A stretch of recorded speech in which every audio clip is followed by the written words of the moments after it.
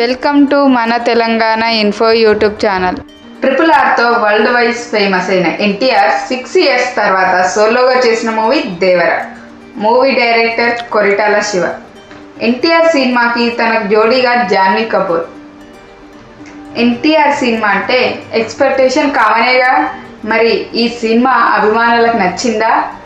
ఆంధ్రప్రదేశ్ తమిళనాడు సరిహద్దులో ఉన్న రత్నగిరి ప్రాంతంలో ఉన్న 4 గ్రామాలకు కలిపి ఎర్ర సముద్రం అని పిలుస్తారు.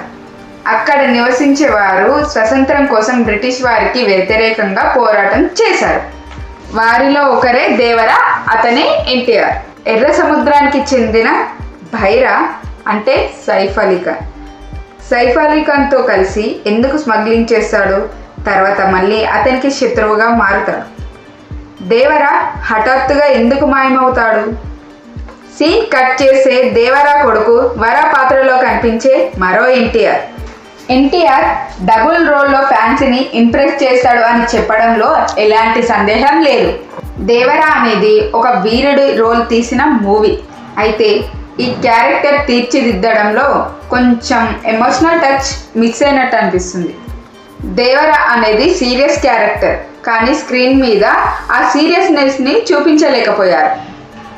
సెకండ్ హాఫ్లో తెరపైకి వస్తుంది దేవర కొడుకు వర పాత్ర. మొదట్లో ఎనర్జెటిక్గా కనిపించిన కాస్త వీక్ స్క్రీన్ ప్లే వల్ల ఆ రోల్ తగ్గినట్టు అనిపిస్తుంది.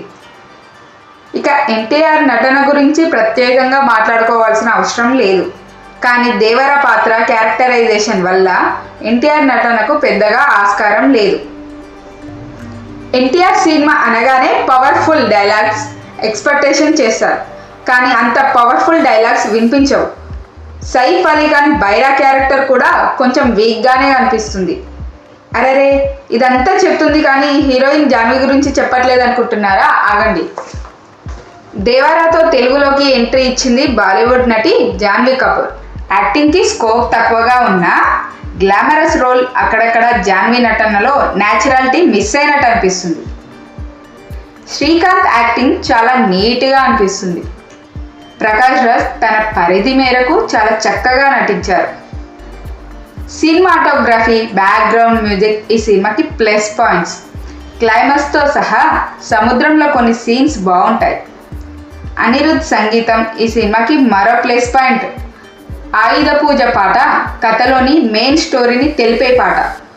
కొరిటాల శివకు మంచి హిట్ కొట్టే ఛాన్స్ ఉన్న సినిమా దేవర. కానీ కథలోని ఓపెనింగ్, ఇంటర్వెల్, క్లైమాక్స్ దేనిని దర్శకుడు సినిమాకు ప్లస్ అయ్యేలా జాగ్రత్తలు తీసుకోలేదు. సినిమా బ్యాక్గ్రౌండ్ స్కోర్, సినిమాటోగ్రఫీ, కొన్ని యాక్షన్ సీన్స్ ప్లస్ పాయింట్స్ అని చెప్పొచ్చు.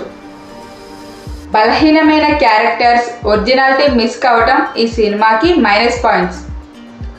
ఈ సినిమా లెంత్ ఎక్కువగా ఉండడం, బలహీనమైన క్యారెక్టర్ వల్ల ఈ సినిమా ప్రేక్షకులను మెప్పించకపోవచ్చు.